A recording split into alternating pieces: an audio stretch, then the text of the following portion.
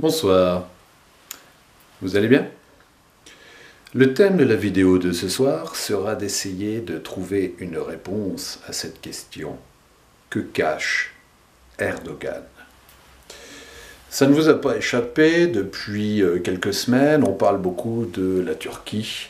C'est pas une nouveauté, parce que depuis l'avènement du président Erdogan, la Turquie revient très souvent sur la scène médiatique.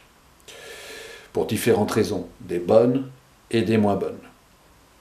Là, dernièrement, il faut reconnaître quand même que Erdogan met la dose. Chantages divers et variés, surtout à l'égard de l'Union européenne, position à l'emporte-pièce. Erdogan vend très cher son éventuel soutien. Et dans sa parole, il engage la destinée de tout un pays. Alors, certes, il y a dans sa conduite des impératifs de politique intérieure. Erdogan est élu. Il est porté par un parti politique qui se présente aux différentes élections qui ont lieu en Turquie.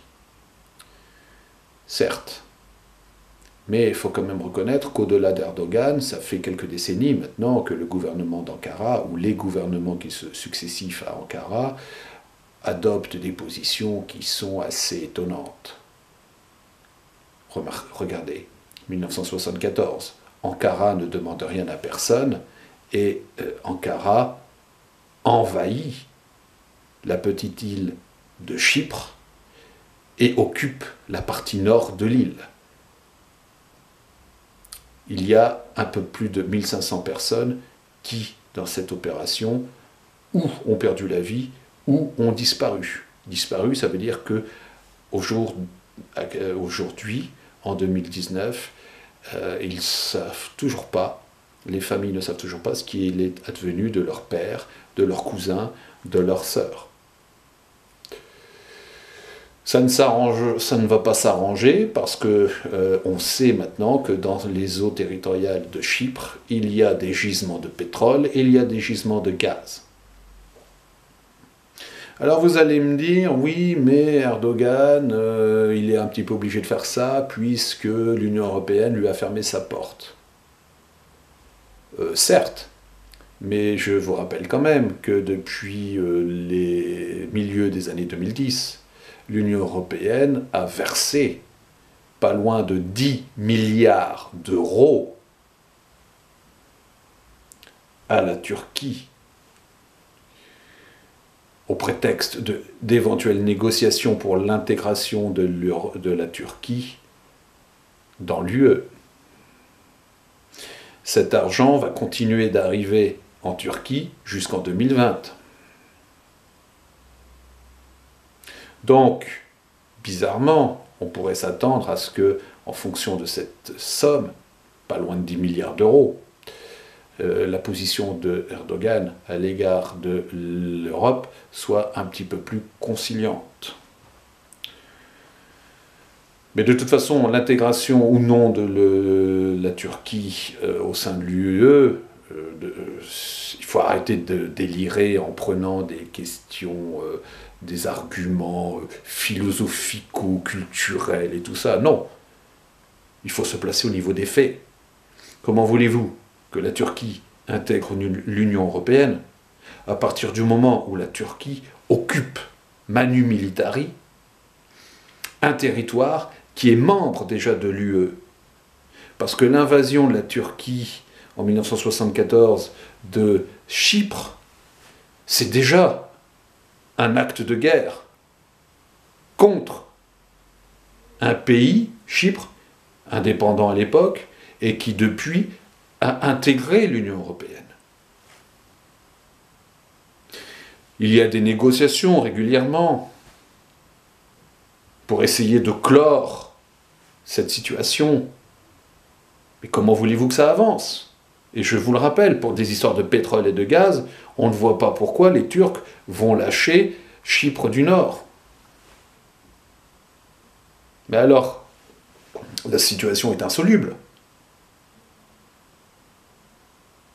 Donc déjà, tant que cette situation n'est pas tranchée, tant que Ankara n'a pas fait évacuer le Chypre du Nord, c'est pas possible que la Turquie intègre l'Union européenne.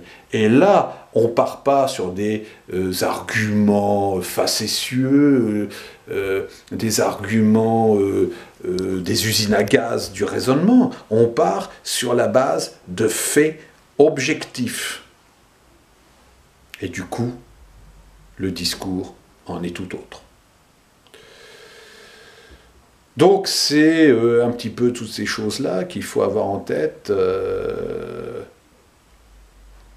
au-delà des éventuelles questions de droits de l'homme, parce que c'est vrai qu'en Turquie, la position des journalistes, la position des opposants au régime de Erdogan, ces éléments-là font clairement douter de l'évolution démocratique du pays.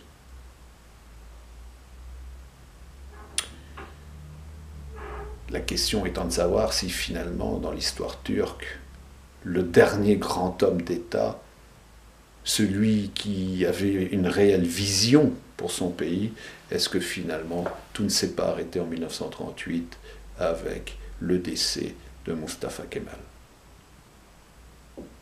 Bon, on ne va pas être aussi pessimiste. Tant qu'il y a de la vie, il y a de l'espoir. Donc nous verrons bien l'évolution.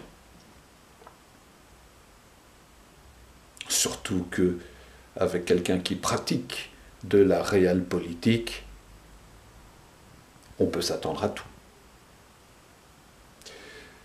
Je vous dis à très bientôt pour de nouvelles vidéos.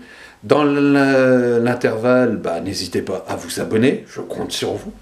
N'hésitez pas à liker, n'hésitez pas à commenter, n'hésitez pas à partager, parce que plus on est nombreux, plus on est fort, et plus on peut peser sur les événements.